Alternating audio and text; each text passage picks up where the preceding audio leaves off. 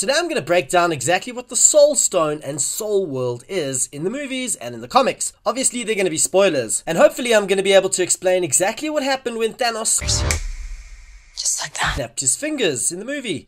I mean, I think we all really want to know what happened to all our heroes. Tell me! So firstly, the Soul Stone is sentient. That means it's alive and aware.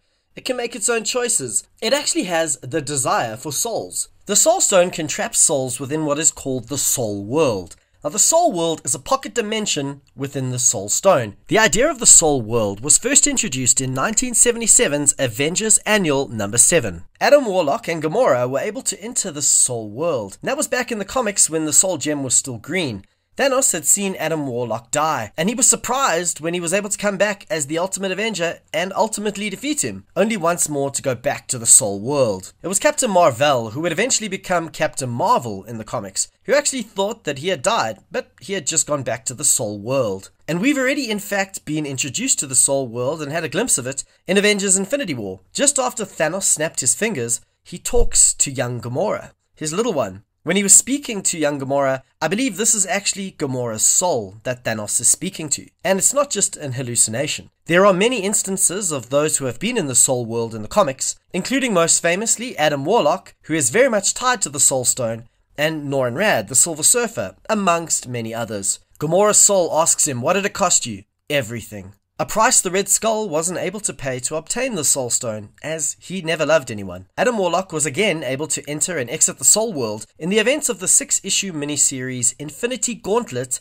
in 1991. He found that he was more powerful when he was in the Soul World, and in fact it was all part of the plan to ultimately remove the Infinity Gauntlet from, interestingly, Nebula, who had taken it from Thanos. The Soul World is a paradise. It's idyllic, and it's seemingly created according to what the soul who is in the Soul World determines it to be, their paradise.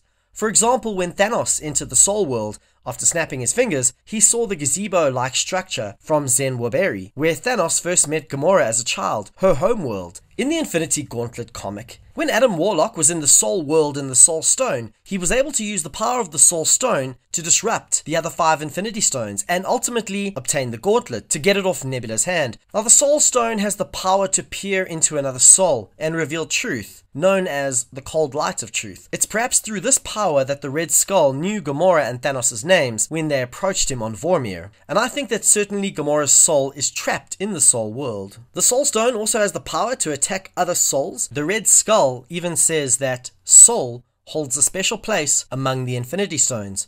You might say it is a certain wisdom. I think that certainly Gamora's soul is trapped in the Soul World, and possibly all of those who cease to exist didn't in fact cease to exist, but rather they are trapped in the Soul World, within the Soul Stone. After all, matter cannot be created or destroyed. And I think the souls of those who were snapped away are living on, and they are trapped in the Soul World. The Soul World can additionally access the memories and skills of those imprisoned within the Soul World, as well as perform attacks on other living souls. Now the big question is, if Peter Parker and T'Challa and Groot, Star-Lord and everyone else who was snapped away, if they are in fact in the Soul World, how will they be able to escape?